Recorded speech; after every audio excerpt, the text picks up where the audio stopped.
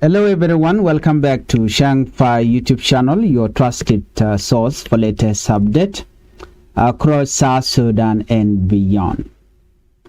Well, in today's report we have three major stories from South Sudan that are attracting attention across the country.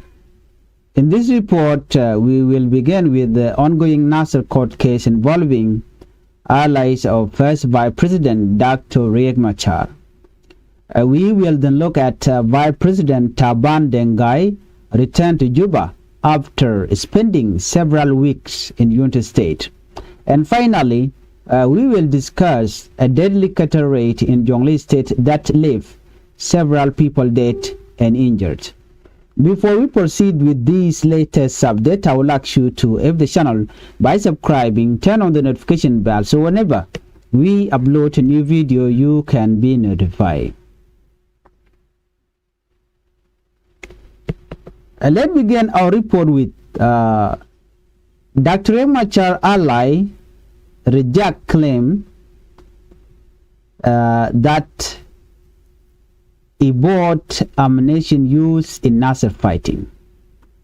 One of the accused in the well-known Nasir case has appeared before a special court in Juba and strongly denied claim that he bought ammunition for fighters involved in deadly attack that happened in Nasir County in March 2025. According to the accused person, Mampaldur, a businessman and political ally of first Vice President Dr. Riek Machar, told judges that he never purchased ammunition for any army group. He said the accusations against him are not true and insisted that he has no connection to supplying weapons or ammunition to fighters. The court hearing took place on Monday during the 85th session of the case. Mampal was given an opportunity to respond to evidence that had previously been presented by prosecutors and forensic investigators. The case has become one of the most closely watched legal proceedings in South Sudan because it involved several high-profile political and military figures.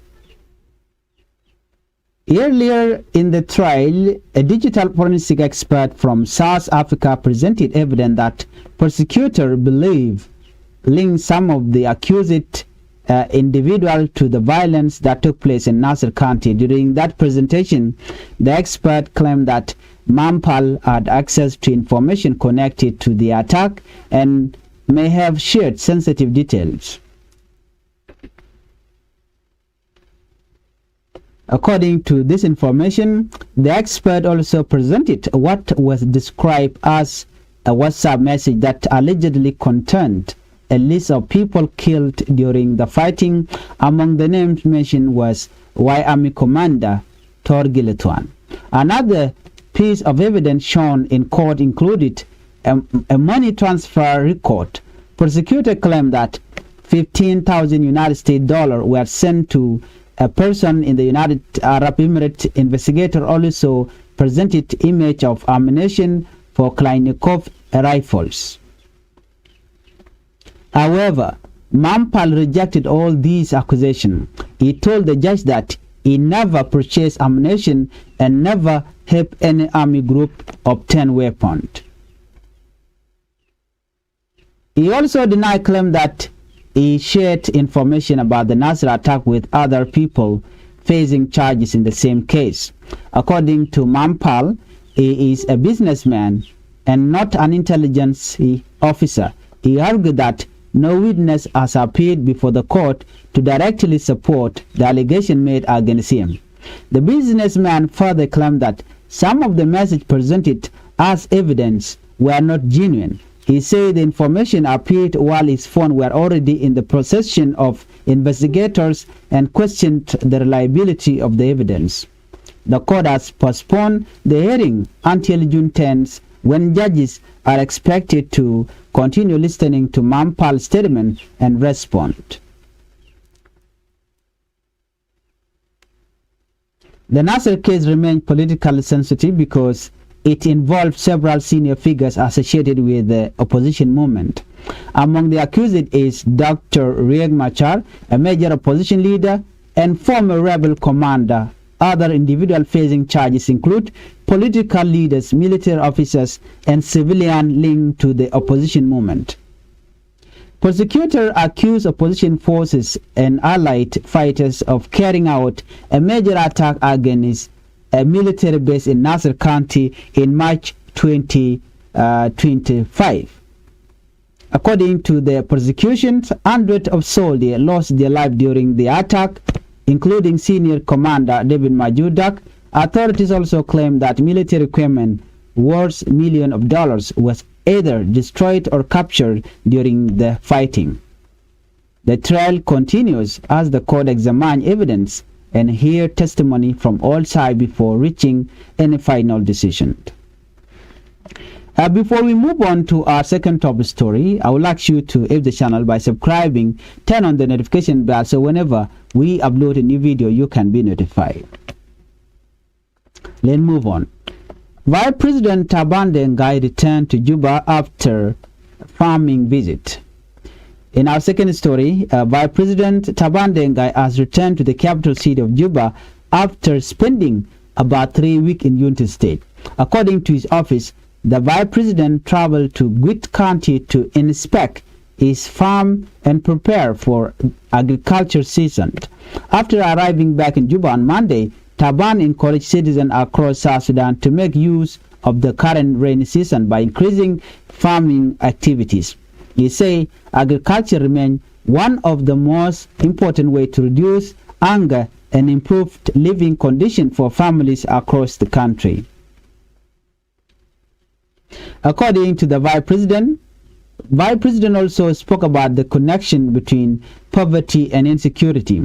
According to him, economic hardship often contribute to instability in some communities, especially in rural areas where people struggle to meet their basic needs. Taban called on citizens to focus more on food production so that communities can become more self-sufficient and less dependent on outside assistance. During his remark, the Vice President praised Unity State Governor Joseph Mointuel. He says security conditions in the state have improved and that greater stability has been achieved since the governor returned to office. Taban Dengai visit attracted attention because it was his first extended trip to the area in several months. Earlier this year, he publicly stated that he had faced restriction when trying to travel to Unity State. Those comments sparked discussion among political observers and members of the public. His recent visit, however, appeared to have taken place without major difficulties. The Vice President has long maintained a strong political connection in Unity State and regularly visit the region to meet local leaders and residents. During previous visits, he has spoken about peace, development, infrastructure, and community cooperation. His latest message focused mainly on agriculture, the importance of increasing food production at a time when many families continue to face economic challenges. We move on to a breaking report. In our next report, 4 people killed in cattle raid in Jonglei State. According to this report, a deadly cattle raid in Jonglei State has left at least 4 people dead and 4 others injured. The incident happened on Sunday night in Matiang Buma, located in Baidit Payam of Bor County. Local authorities say army youths attacked the area at around 10 o'clock in the evening. John Mabil Alir Mayen, a member of the Jonglei State Legislative Assembly representing Bor County, said that attackers were army youths believed to have come from the greater Pibor administrative area. According to the lawmakers, the attack caused loss of life and left several civilians injured. He described the incident as a serious tragedy for the local communities and called for stronger security measures along the border between Jonglei State and the Greater Pibor administrative area. Mabil stressed the importance of accountability, saying those responsible should be identified and brought before the law. He also called for improved cooperation between security agencies and local authorities to prevent future attacks. The lawmakers suggest that stronger early warning system could help communities respond more quickly when threat emerge. However, officials from the Greater Pibor administrative area rejected the accusation. Jacob Wershumjok, the area information minister, said he was not aware of an attack involving youth from Pibor. He questioned the allegation and suggested that other factors may be behind the claim. According to the minister, authorities in the Greater Pibor administrative area have instructed young people not to take part in cross-border attack. He also claimed that there have been concern about possible mobilization of youth in part of Jonglei State. For many years, violence between communities in Jonglei State and the Greater Pibor administrative area has remained a serious challenge. Category, revenge attack, and competition over resources have repeatedly led to clashes that cause death, injuries, and displacement. Despite several peace agreements and reconciliation efforts, tension continue to affect relations between some communities. Many residents hope leaders on all sides will work together to prevent further violence and protect civilians from future attack.